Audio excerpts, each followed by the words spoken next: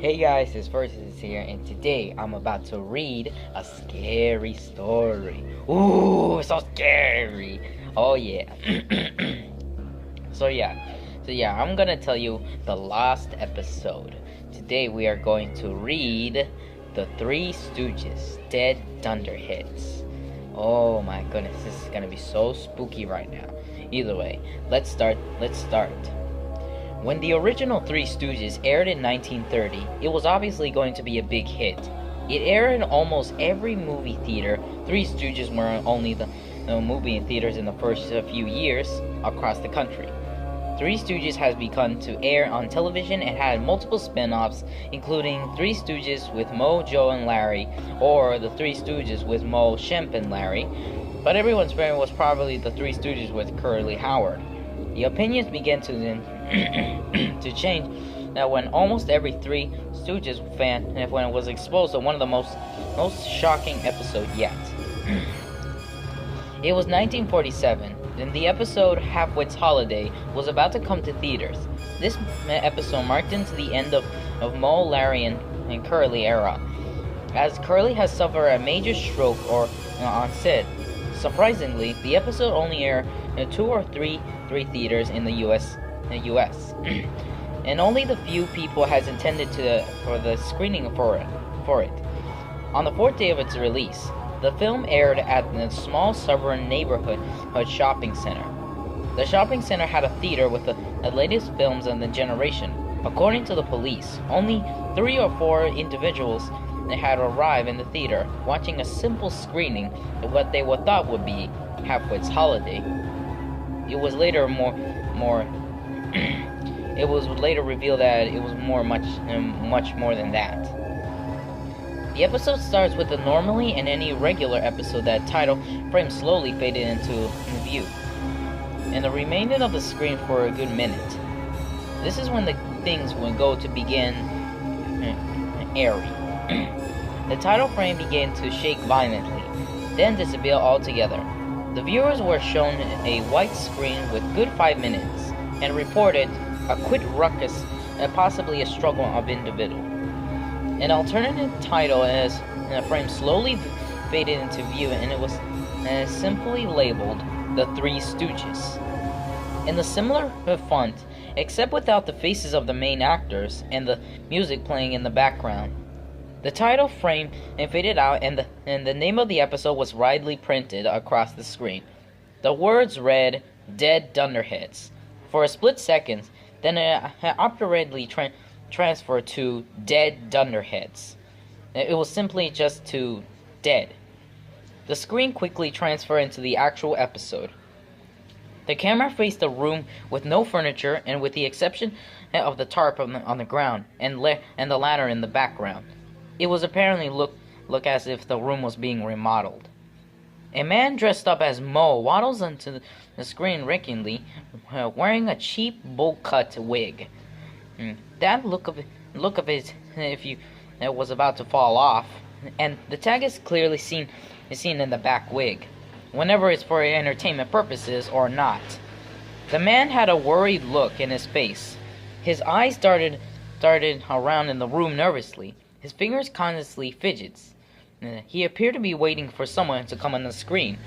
Small rumors are heard in the background, and there are about 30 seconds, a so-called Curly is apparently pushed on the screen. Curly was an overweight man with a black eye and multiple cuts on his cheeks and scalp. His mouth was slanted with downward position, and he looked nervous. He looked nervous. He told Moe to check on the flooring on the other side on the room in an unprofessional way, quietly with a couple of words slurred. Moe shuffles off camera. As soon as he leaves the side of the camera, and so-called Larry walks into the screen. It had to be worse than 2. It was a female with the hair messedly cut with a style represents the original Larry from the original Stooges. During the lines, she would occasionally sob or mispronounce a word or two. Curly tells her that he needs to fix on the roof and points to the ladder. By now, Curly are clearly visible, streaming down Larry's face, and as she hesitates to walk into the ladder. She finally seems to build up enough courage to climb up a few steps on the ladder and pretends to work on the roof with a wrench. Curly then bends down and pulls out a toolbox. He reveals that he has multiple sharp, dangerous tools with him and lays them out on the tarp.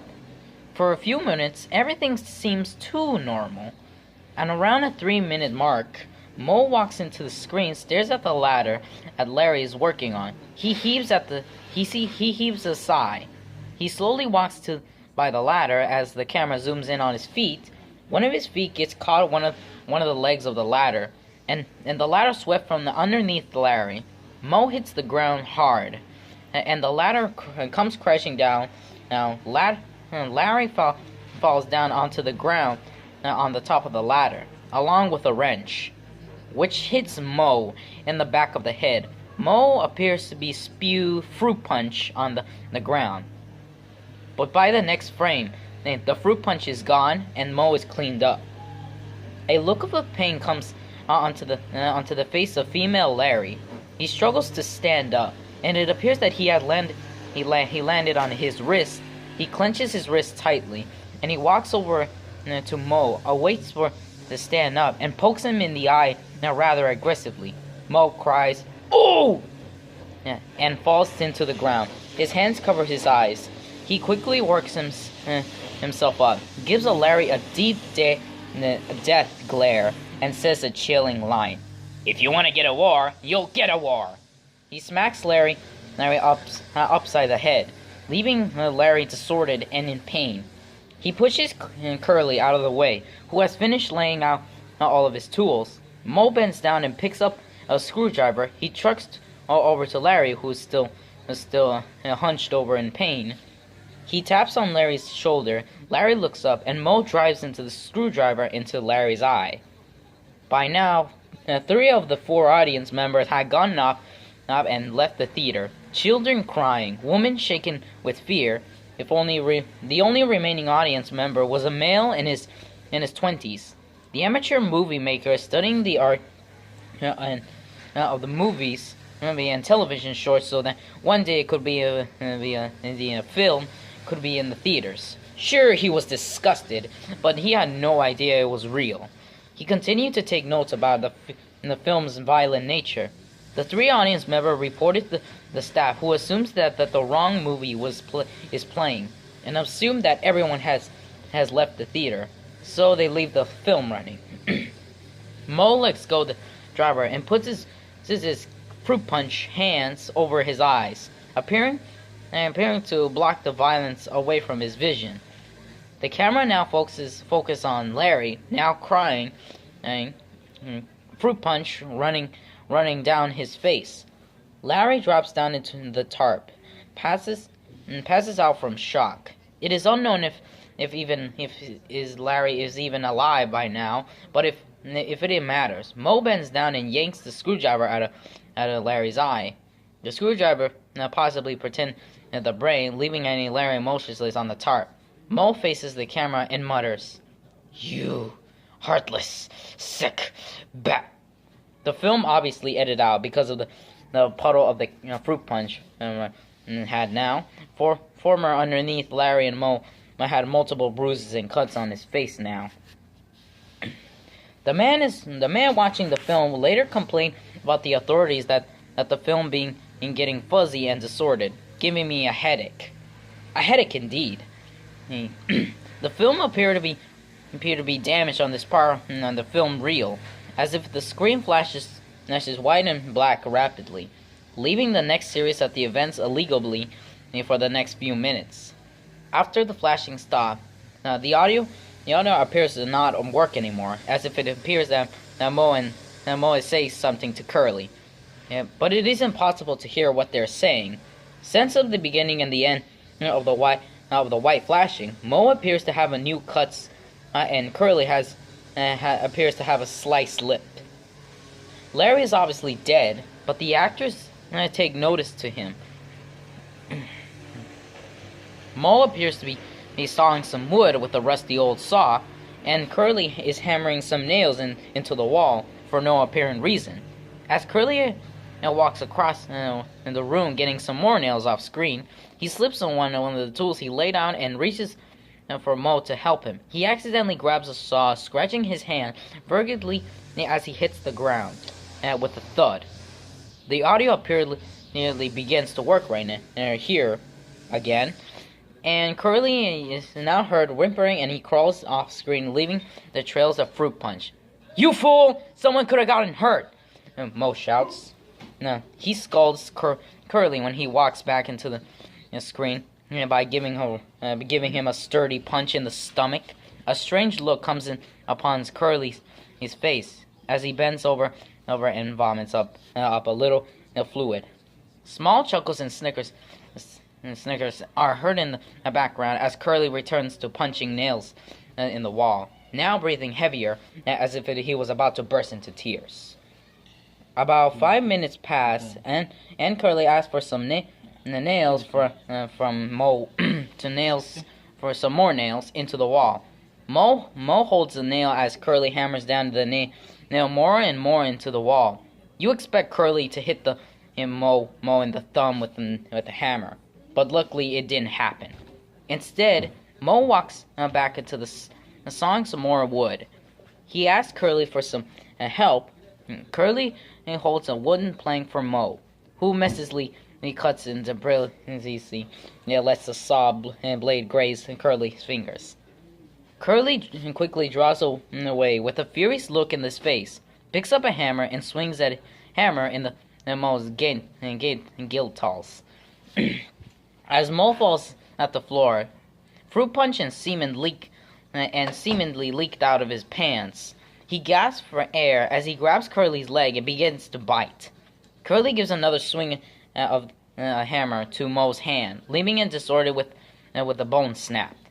Mo crawls over the saw, now on the floor, and throws it at Curly. The saw blade penetrates Curly's big round belly as fruit punch ounces out of both of his stomach and mouth.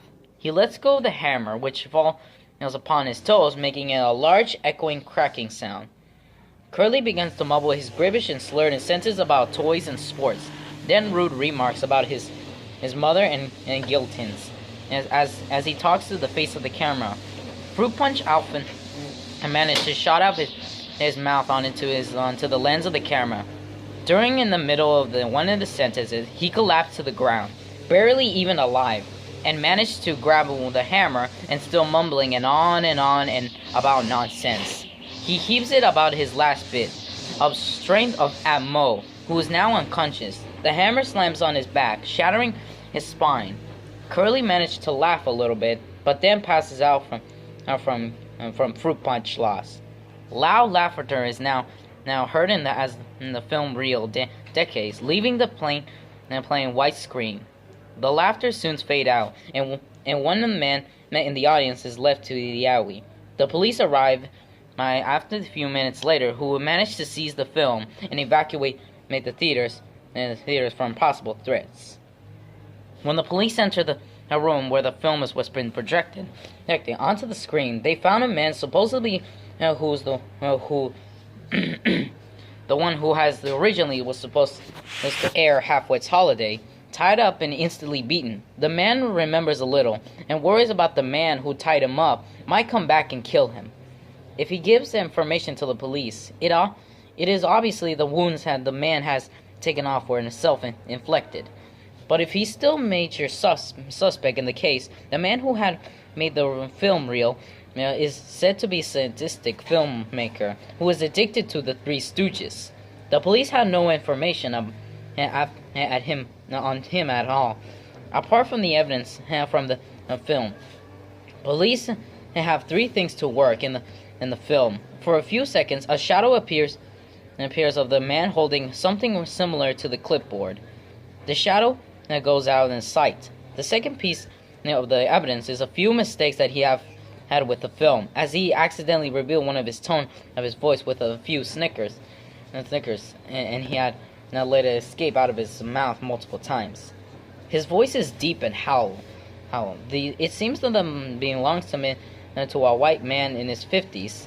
The third piece of the evidence is visible when the man appears to single something to come to him, letting his hand and come to the hand and camera, and his hand had multiple scars, wrinkles, and freckles.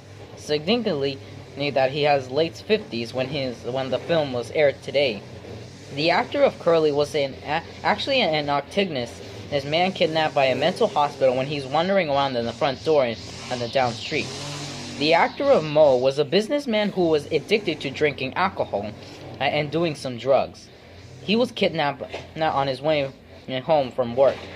The actress for Larry was a cheating wife who had 4 husbands. She was kidnapped while walking to her job. The 3 had no relations in the way, but what the police did discover is that they each have flaws in their lives. The police assumed that the madman wanted to make the life more perfect and erases all flaws from the human race. The film was shot in the location in the local abandoned office building.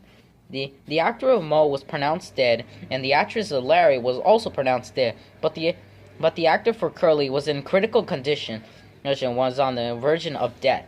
He slowly repented and managed to live for a few more years until committing suicide. He did not tell the police much, but he would tell was rather helpful. The bad man ran out of the door and drove away. He told one of his friends that he was going far, far away. Police have been looked out for all over the country, but there was been no luck. The reward was capturing him for raised to $5 million. Columbia Pictures was notified about the event, but it refused to comment on it. A couple of workers quit in Columbia shortly, believing that one of them possibly could have been a sick person that wrote this. As for the amateur filmmaker, he came to be my grandfather, who happened to tell me this whole story. He has questioned by the authorities as well, and the another major factor of this. The man who has filmed the film, though he's probably dead. If he was his 50s, 70s years ago, the case of is dismissed and can be at peace. Well, I'd love to tell you more, but I have to leave. Someone is talking about me starting in an independent film. Whew. So, yeah, that's the story, guys. Nice. So, want to hear more stories? Subscribe on my channel. Yeah. So, yeah. Peace.